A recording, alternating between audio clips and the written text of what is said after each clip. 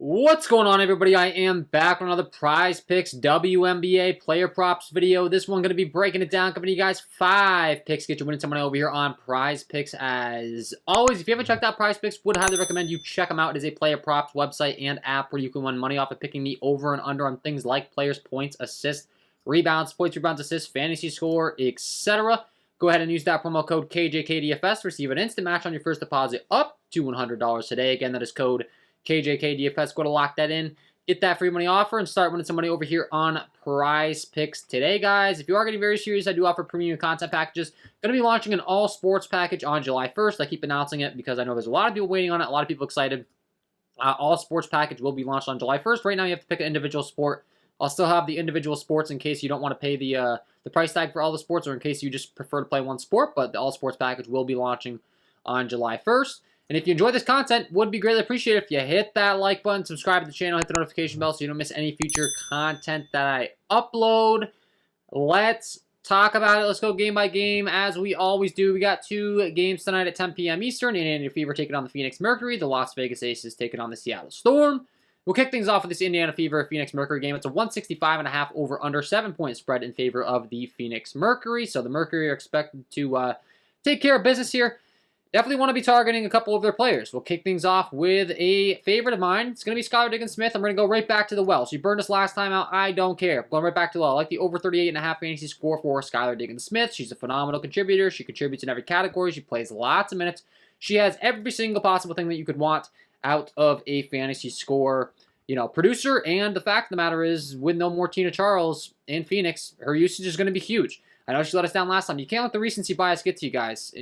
There's always context. There might be a blowout. There might be foul trouble. There might be this. There might be that. Too often, I find people just they win or they lose, and that's it. They don't have any idea of the backstory of what went into it. So, Skylar Diggins-Smith had a bad game. Big deal. She's gonna go right back to. I'm going right back to the well. This is what she does. She scores a ton of fantasy points. She plays a ton of minutes. She just played this same exact opponent, actually, as a matter of fact, and I don't care. Because she's that good, man. You look at her as far as how she's doing across the board last time out, she just really didn't rack up any blocks and steals. Typically, she does a lot of that. 26, 4, 3, 2, and 3. 14, 3, 5, 1, and 2. 25, 2, 6, 1, and 1. So, I mean, that's what Skylar Diggins-Smith does. She plays a ton of minutes. All of her underlying metrics on my advanced metric sheet look phenomenal. Everything you could ask for. She plays 34.1 minutes per game. She takes 15 shot attempts per game. She takes 4.7 three-pointer attempts per game. She takes 4.3 free throws per game. And her blocks and steals metrics are phenomenal. 2.2% steal percentage, 2.4% block percentage. So nothing has changed. She had one down game.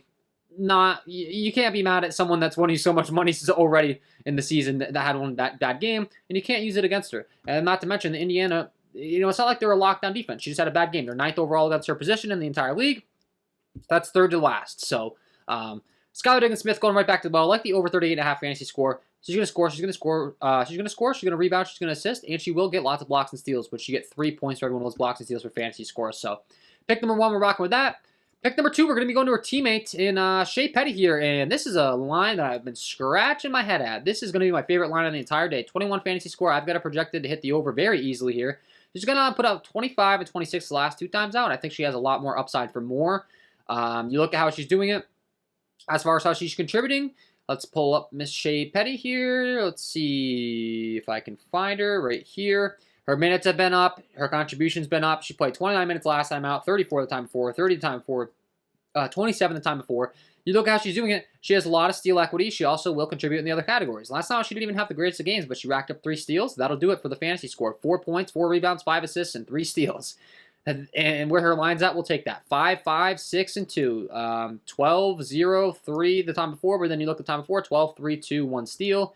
So she's really good at racking up the steals. You look at the game logs, 1, 2, 1, 3, 2, 4. It's very rarely she doesn't rack up any steals. And she's going to be on the floor for 30-plus minutes, so it makes sense. She's going to have opportunity to rack up the steals. I've got it projected way over her fantasy line over here on Prizepicks today, so I gladly will take advantage of it. Like the over 21 fantasy score here for Shea Petty. Pick number 2. Pick number 3. We're going to be heading over to the other game for the rest of the picks. It's going to be the Las Vegas Aces taking on the Seattle Storm. This game comes in the 164.5 over under. It's a 1-point spread in favor of the Seattle Storm. It's expected to stay close. Tina Charles is expected to be available for the Seattle Storm, but it's not clear what her role is going to be. I tend to think she's going to need a few practices underneath her belt for her to have a full role here. Like, she's not just going to go out there and start and play 40 minutes and fit right in with the team and everything be fine. So she might play a little bit, but I'm really kind of not factoring her in too much, other than the fact that maybe the Storm have another weapon that they get more assists to. But for me, that really doesn't bother me too much in this particular game. We'll see how things play out, but I'm just approaching it as Tina Charles is playing a bit of a limited role. If anything, she's going to kind of impact the secondary players, not maybe the main usage players, but just a little bit of the disclaimer there. But we'll start with the away team, the Las Vegas Aces. And pick number 1, we're going to start things off at the guard position with Kelsey Plum. She's been phenomenal as of late. We're going to be targeting her fantasy score. I like the over 35 fantasy score here for Kelsey Plum. Playing massive minutes, she's a bucket, and she's also starting to show that she can contribute in other categories that I wasn't quite sure she'd be able to early on in the season, but she has proved me wrong in a big way these last couple games. Starting to get more blocks and steals. Very, very important. Once again, playing massive minutes. And we know the shot volume is going to be there for her. She takes a ton of shots. She leads the entire league. I'm sorry. She is 3rd in the league in shots, only behind Wnba and Brianna Stewart. 15.7 field goal attempts per game, 7.7 3-pointers attempted per game, 4.4 free throws. She'll also get you assists, 5.7 assists per game, 3.3 rebounds per game, and the steals are starting to climb up with a 1.5% steal percentage in the advanced metrics category. So she's a player that I was targeting mostly her points early on in the season, but her points have come up enough to where I feel comfortable targeting the fantasy score. I think she's going to go out there, start to get those steals now, whereas I wasn't quite sure if she could contribute with the steals early on in the season. But like I said, she's clearly proved me wrong. The last 2 games, she's played 36 and 39 minutes. She's taken 3 steals and 6 steals away from the opposing team the last 2 times out.